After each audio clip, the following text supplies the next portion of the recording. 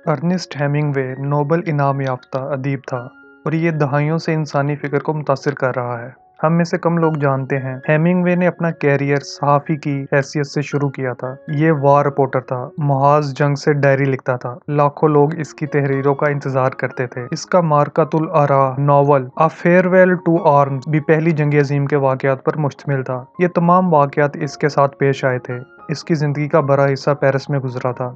ये रोज़ शाम को अपने वक्त के अजीम सहाफ़ियों और फ्रेंच फिलासफर्स के साथ कैफ़े डी फ्लोर में बैठता था। कैफ़े में आज भी इसकी कुर्सी मौजूद है और लोग इस कुर्सी पर बैठकर तस्वीरें बनवाते हैं। सहाफ़ी की हैसियत से इसका कैरियर बहुत शानदार था। ये अगर इस पेशे को जारी रखता तो ये दुनिया का सबसे बड़ा सहाफ़ी होता, लेकिन फिर इसने सहाफ़त को अचानक खैरबाद कहा और बाकी ज़िंदगी अदब के लिए वक्फ कर दी और कमाल कर दिया। हेमिंगवे के इस फैसले से बेशक अदब को एक लाजवाब लिखारी मिल गया, लेकिन सहाफत एक अजीम सहाफ़ी से मरहूम हो गई। हेमिंगवे ने सहाफत क्यों छोड़ी थी? ये सवाल एक दिन किसी नौजवान सहाफ़ी ने इससे पूछा था और इसने हंस कर जवाब दिया था। सहाफ़ी जब लिखने से पहले ये सोचने लगे कि लोग क्या सोचेंगे, तो फिर इसे सहाफत छोड़ देनी चाहिए, और मैंने लिखने से पहले ये सोचना शुरू कर दिया था। अर्नेस्ट हेमिंगवे की ये बात सोने में लिखने के काबिल है। सहाफत बेखौफ लोगों का पेशा है और ये पेशा हमेशा बेखौफ माशरों में परवान चढ़ता है। आप अगर बेखौफ हैं तो आप सहाफ़ी बन सकेंगे, और अगर माशरा भी बेखौफ है तो ये भी आपके सच को कबूल करेगा, वरना दूसरी सूरत में सहाफ़ी और माशरा दोनों फौत हो जाएंगे। और बदकिस्मती से आज हमारा माशरा और सहाफ़ी दोनों इस फेज से गुजर रहे हैं। सहाफ़ियों को हर बार लिखने से पहले ये सोचना पड़ता है कि लोग क्या सोचेंगे, और ये एहसास मुल्क और सहाफत दोनों के लिए जहरे कातिल है। मैं ऐसे बेशुमार सहाफ़ी दोस्तों को जानता हूँ जिन्होंने कत्ल के खौफ से अपने नाम बदल लिए हैं। ये अब कादरी, जैदी और जंगवी नहीं रहे। आप खौफ का आलम मुलाहिजा कीजिए। सहाफ़ी मियां नवाज शरीफ की वालदा पर भी लिखते हुए डर रहे हैं। ये खौफ ज़दा है कि कहीं इन्हें भी उठाकर शरीफ फैमिली के खाते में ना डाल दिया जाए। ये खौफ बेजा नहीं है। सहाफ़ी बेचारे सिर्फ सहाफ़ी होते हैं।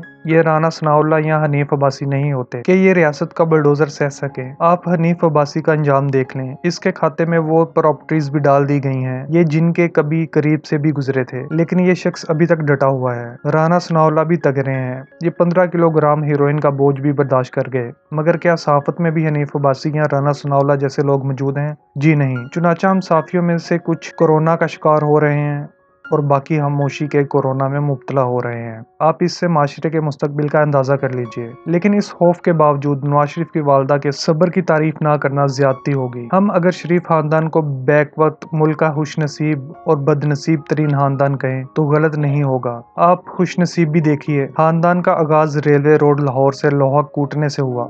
मियां नवाज शरीफ के वालिद मियां शरीफ इस खानदान के असल लीडर, असल हीरो थे। ये दिन को लोहा कूटते थे और शाम के वक्त पढ़ाई करते थे। 7 भाइयों में तीसरे नंबर पर आते थे। सिर्फ ये स्कूल जाते थे। इनकी मेहनत और मुशक्कत ने उस्तादों का दिल नरम कर दिया। स्कूल ने इनकी फीस भी माफ कर दी और इन्हें होमवर्क से भी मुस्तस्ना कर दिया। मैट्रिक के बाद लोहे की एक भट्टी पर मुंशी भर्ती हो गए। 300 रुपए जमा किए। आज के वफाकी वजीर हमाद अजहर के दादा मियां अफजल से पुरानी भट्टी खरीदी और अपना काम शुरू कर दिया। अल्लाह ने हाथ पकड़ लिया और ये खुशहाल होते चले गए। सातों भाइयों ने मिलकर इत्तेफाक फाउंड्री बनाई और फिर पीछे मुड़कर ना देखा। अयूब खां के दौर में इत्तेफाक ग्रुप मुल्क का दूसरा बड़ा सनती ग्रुप था। चीन के वजीर आजम चू एन लाई इनकी फैक्ट्री देखने लाहौर आए थे, लेकिन फिर इनसे एक गलती हो गई। मियां शरीफ ने 1970 के इलेक्शन में जुल्फकार अली भुट्टो के खिलाफ अल्लामा इकबाल के साहबजादे और सेनेटर वलीद इकबाल के वालिद जावेद इकबाल को सपोर्ट कर दिया। मियां शरीफ ने इलेक्शन के दिन जावेद इकबाल के वोटरों के लिए ट्रांसपोर्ट का बंदोबस्त भी किया था और इन्हें कीमे के नान भी खिलाए थे। भुट्टो साहब ने इस गुस्ताखी का बदला 1972 में लिया। ये जूं ही मगरबी पाकिस्तान के सिविल मार्शल लॉ एडमिनिस्ट्रेटर बने, इन्होंने तमाम सनतें कौमिया ली और यूं पूरा इत्तेफाक ग्रुप बाहक सरकार जब्त हो गया। मियां शरीफ को अल्लाह ताला ने हैरान कुन खूबियों से नवाज रखा था। आप ये जानकर हैरान होंगे कि ये शख्स पूरी जिंदगी लेट नहीं हुआ। ये सुबह 7 बजे दफ्तर पहुंचते थे और ये इंतकाल तक 7 बजे पहुंचते रहे। इन्होंने पूरी जिंदगी अपने जूते खुद पॉलिश किए। ये व्हील चेयर पर जद्दा में भी अपने जूते खुद पॉलिश करते थे। पूरी जिंदगी अपने अंडर गारमेंट्स खुद धोए। ये अपनी बेगम को भी इन्हें हाथ नहीं लगाने देते थे। पूरी जिंदगी इनकार नहीं किया। ये अगर किसी का काम नहीं करना चाहते थे तो ये खामोश रहते थे, लेकिन इनकार नहीं करते थे। और मियां शरीफ ने पूरी जिंदगी कभी शिकस्त नहीं मानी। ये 1972 में अपनी सारी मिलें जब्त कराने के बाद भी सोमवार को दिन ठीक सुबह 7 बजे तैयार हुए। मियां नवाज शरीफ और शहबाज शरीफ को साथ लिया और ये उर्दू बाजार में अपना बर्फ का बंद कारखाना खोल कर बैठ गए। ये कारखाना हुकूमत की नज़र से बच गया था। मियाँ शरीफ ने एक बार फिर काम शुरू किया और ठीक 5 साल बाद ये दोबारा 6 कारखानों के मालिक थे। भुट्टो साहब की नेशनलाइजेशन ने मियाँ शरीफ को अपने बड़े साहबजादे नवाज शरीफ को सियासत में धकेलने पर मजबूर कर दिया और फिर अरूजो ज़वाल की एक दिलचस्प दास्तान बनी और लिखी गई। यह खानदान सियासत में आता और जाता रहा, इक़्तिदार हर बार आते और जाते, इनका कुछ न कुछ छीनता भी रहा, और इस सब कुछ में मियाँ शरीफ और इनकी अहलिया बेगम शमीम अख्तर भी शामिल थी। मरहुमा एक दीनदार और घरेलू खतून थी।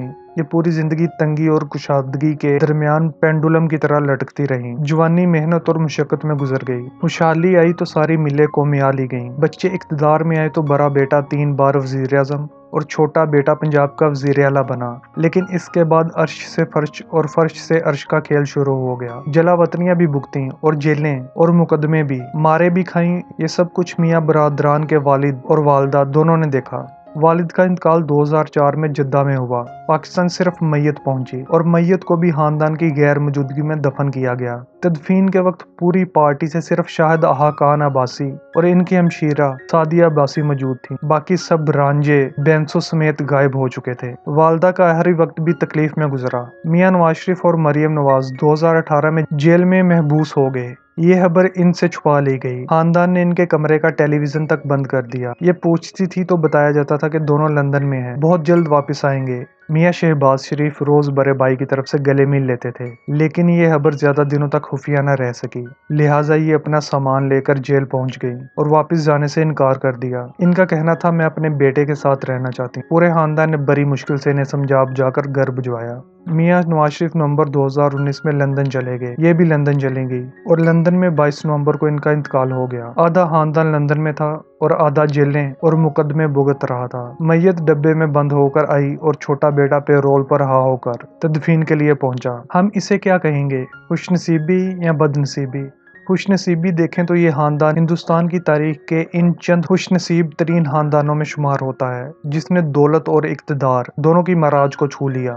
और अगर बदनसीबी देखें तो ये खानदान गराफ के मद्दोजर की तरह कभी आसमान और कभी जमीन को छूता रहा। शरीफ खानदान का ये अरूजो ज़वाल साबित करता है कि अल्लाह की ज़ात के अलावा किसी का अरूज सदा नहीं रहता। ये सिर्फ वो है जिसकी शान को ज़वाल नहीं। हम सब मिट्टी हैं और मिट्टी का मिट्टी में मिल जाना मुकद्दर है। कल वो चले गए, आज हम जा रहे हैं और कल आज आने वाले चले जाएंगे। किस्सा खत्म, हम सब चले जाएंगे। ये हकीकत है, लेकिन इससे बड़ी अफसोसनाक हकीकत बेगम शमीम अख्तर के इंतकाल पर हुकूमत और माशरे का रद्द अमल है। हुकूमती तर्जुमानों ने मियाँ नवाज शरीफ की वालदा की मैयत को भी सियासी तर्जुमानी का जरिया बना लिया था और अवाम ने ताबूत को भी सोशल मीडिया पर घसीटना शुरू कर दिया था।